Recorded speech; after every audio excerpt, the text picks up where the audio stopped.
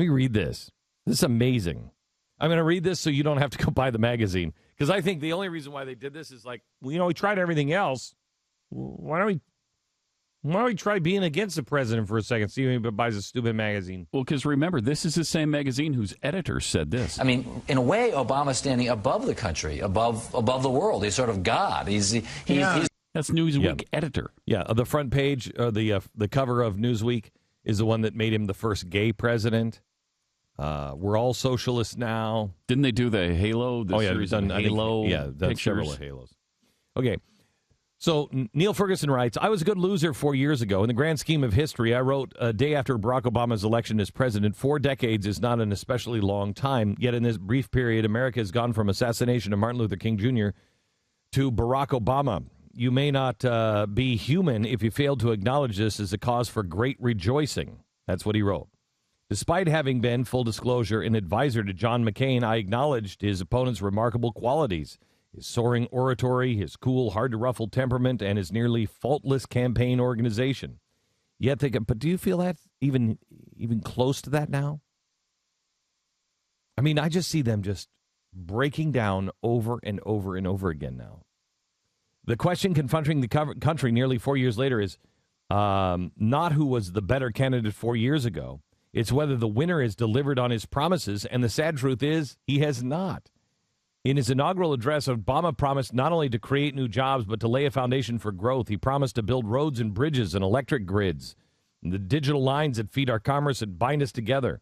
He promised to restore science to its rightful place and wield technology's wonders to raise health care's quality and lower the cost. He promised to transform our schools and colleges and universities to meet the demands of a new age. Unfortunately, a president's scorecard on every single one of those bold pledges is pitiful. In an unguarded moment earlier this year, the president commented the private sector of the economy was doing fine.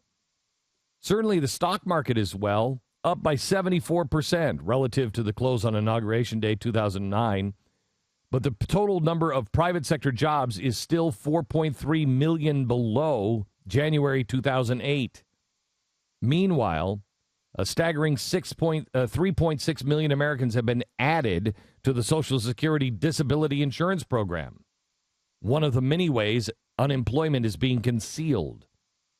In his fiscal year 2010 budget he first presented, the president envisioned a growth of 3.2%, 4 in 2011, 4.6 in 2012.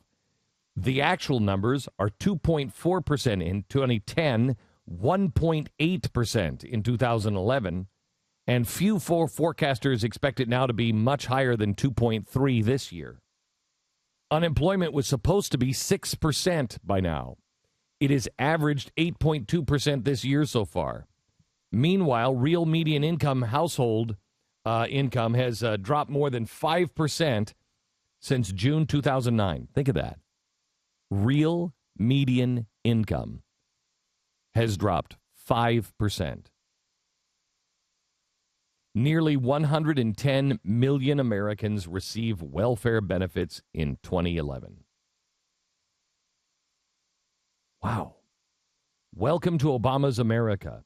Nearly half the population is not represented on a taxable return. Almost exactly the same proportion that lives in a household where at least one member receives some sort of government benefit. We are becoming the 50-50 nation, half paying the taxes, the other half receiving the benefits. All this despite a far bigger hike in the federal debt than we were promised. According to the 2010 budget, the debt in public hands was supposed to fall in relation to GDP from 67% in 2010 to less than 66% this year. If only. By the end of the year, according to the CBO, it will reach 70% of GDP. These figures significantly understate the debt problem, however. The ratio that matters is debt to revenue.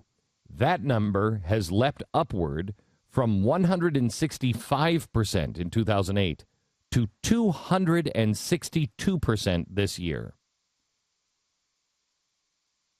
Only Ireland and Spain have seen a bigger deterioration. Not only did the initial fiscal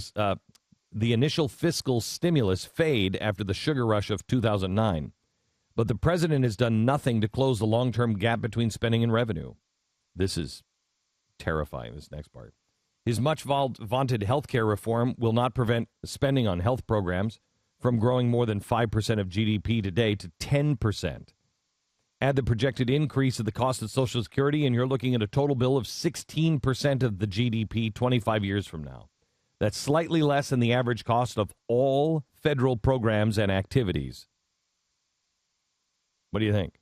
Our debt is on course to approach 200% by 2037.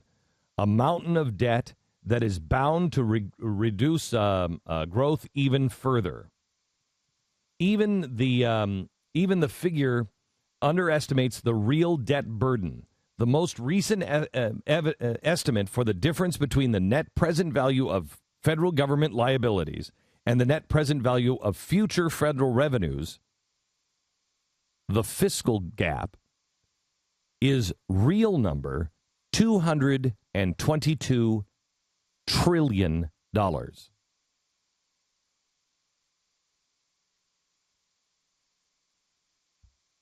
The value of government liabilities against the value of future federal revenues. The gap is $222 trillion. How are we? How are you going to make that? How are you going to make that up? He goes on with all the charts and graphs and everything else. That's the cover of Newsweek. Now, how's this president going to survive this? Not Newsweek. Nobody reads Newsweek. But I mean, really, what happens? What happens in the next? See, this is to me, the interesting thing.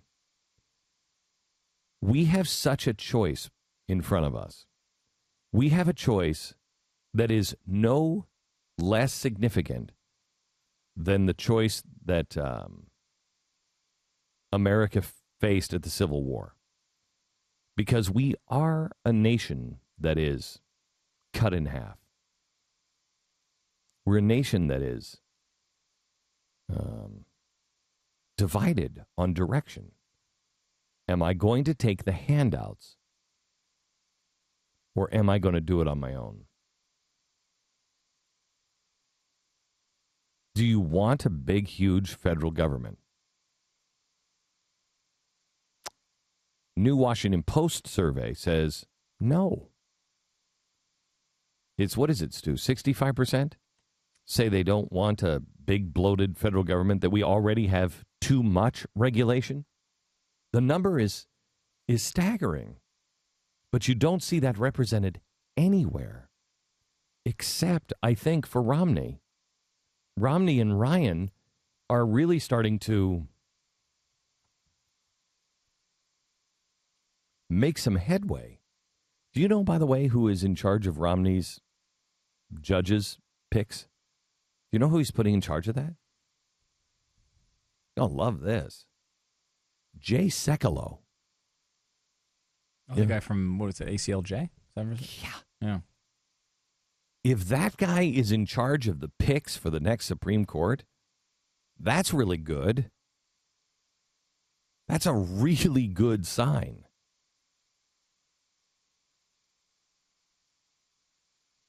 We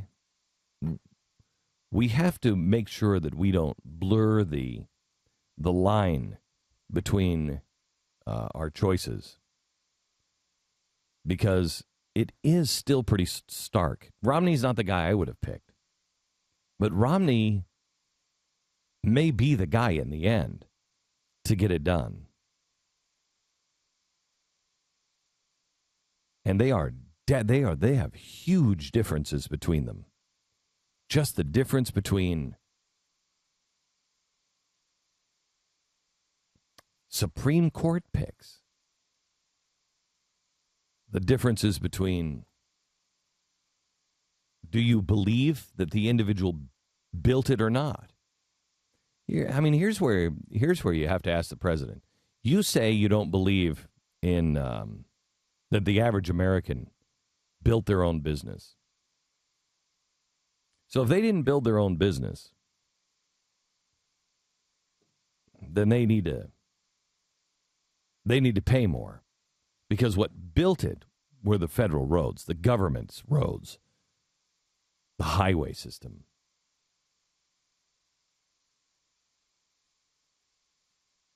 Can somebody in the audience do a calculation of the percentage of highways that are currently under construction because of the Barack Obama stimulus package, under construction or repair, and then take that percentage and apply it to the number of deaths on the highway? Because Barack Obama built those roads. Isn't he responsible for all those deaths because of the stimulus? Certainly more than Mitt Romney is responsible for people who died 7 years after his employ. Yeah, at least he's still in office. And we know that Barack Obama is responsible for those highways because he said it, and his name is on the project. He's responsible for all those highway deaths. Do those outnumber the businesses that were allowed to keep their doors open because those highways were built right there, those streets were fixed, those potholes were covered? Oh, I don't know, Mr. President. I'd hate to think somebody in the Oval Office sees business over the life and death of mothers and fathers and children. Oh, my gosh.